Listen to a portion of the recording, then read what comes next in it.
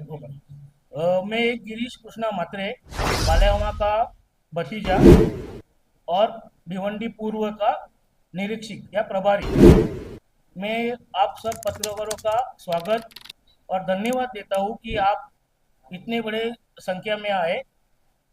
और पत्रकार परिषद का मूल कारण है कि 2 तारीख को जो नॉमिनेशन नामांकित भरने वाले हैं महाविकास आघाड़ी के माननीय श्री सुरेश बाल्यावा मात्रे और महाविकास आघाड़ी के सभी कार्यकर्ताओं को मेरी वजह से गुजारिश है कि बड़ी संख्या में आप लोग उपलब्ध रहो। कार्यक्रम की रूपरेखा क्या है, कहाँ पे बात की जाएगी? कार्यक्रम की रूपरेखा सुबह 10 बजे शिवसेना शहर शाखा भिवंडी यहाँ से यहाँ पे सबको जमा करना है, फिर वहाँ से आगे हम लोग अभी देखेंगे कैसा रूट में। शिवाजी चौक में क्या हाँ, शिवाजी चौक टाइमिंग क्या है, एक्चुअल टाइम? सुबह 10 बजे। सुबह 10 बजे। आज के इस कार्यक्रम का मेन मेन उद्देश्य ऐसा था कि जब से बाला मामा की घोषणा हुई है महाविकास आघाड़ी की तरफ से, तब से सोशल मीडिया के जो पत्रकार है, यूट्यूब के पत्रकार है, फेसबुक है, या जो भी अपने जो स्थानिक पत्रकार है, जो जिस तरह से उन्होंने अपना मतलब उनको जिस तरह से कवरेज किया, उसका धन्यवाद करने यहाँ पर आए और उसके लिए यहाँ पर ये टुगेदर रखा है आज का ये कार्यक्रम। क्योंकि बाला मामा उनसे मिल नहीं पाए अभी तक, तो कल प्रेस कॉन्फ्रेंस है और कल भी प्रेस कॉन्फ्रेंस है। कल काका का जो ऑफिस है मानकुली में, वहाँ पे प्रेस कॉन्फ्रेंस है। आज कुछ कारणों से काका यहाँ पे नहीं आ पाए, उसके लिए मैं आपसे दिलगिरी व्यक्त करना चाहता हूँ। ठीक है, और किसी को कोई सवाल है?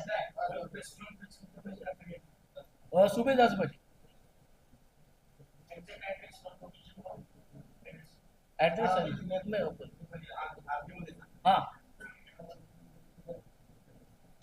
ठीक है, और किसी को पूछना है? यहाँ पे संतोष चौहान साहेब है, नमस्कार।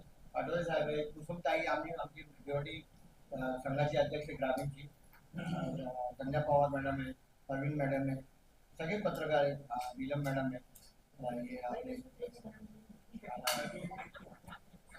सनम मॅडम आहे, सगळे पत्रकार आहेत, सगळे स्ट्रॉंग पत्रकार आहेत, कोणी कमजोर नाही, फुल्ली काम करतात.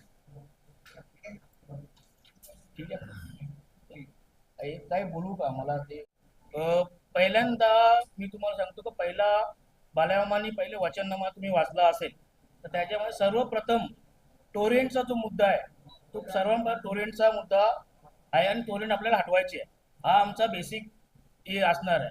दुसरा हा आमचा ओव्हरऑल विजन काय आहे की भिवंडीचा इन्फ्रास्ट्रक्चर, आता भिवंडी पहिले टेक्सटाईल मार्केट नंतर वेअरहाऊसिंगचा आता एशियामध्ये नंबर 1 आहे।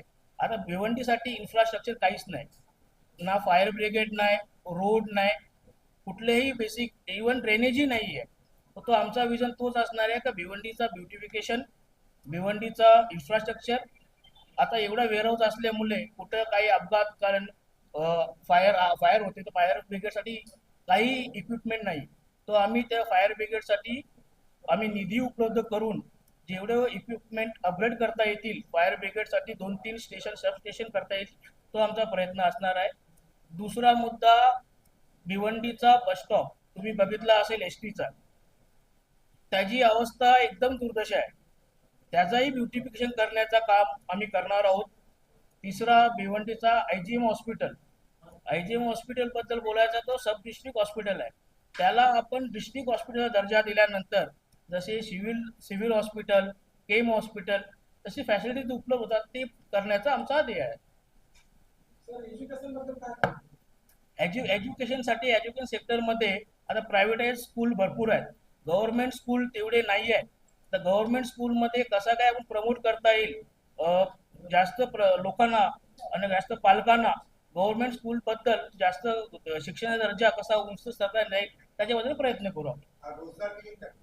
रोजगार के लिए आप देखो कि जैसा अभी मेन बिजनेस वेयरहाउसिंग और टेक्सटाइल है, बेसिक इंफ्रा अगर आएगा तो एज ए हम लोग भी एज ए डेवलपर ही है।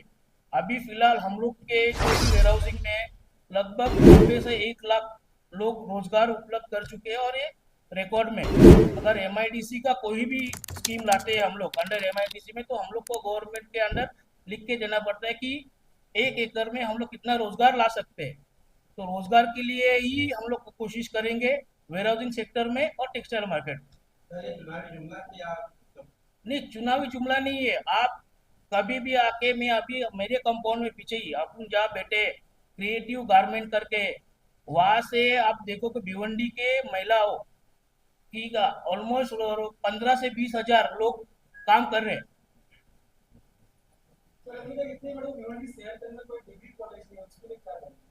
तो हम लोग वो कोशिश वही करेंगे कि जैसा हर हर एक इसमें डिग्री कॉलेज हुआ, बाकी पॉलिटेक्निक कॉलेज हुआ, कोई भी लॉ, उसके लिए हम लोग प्रयत्न करेंगे।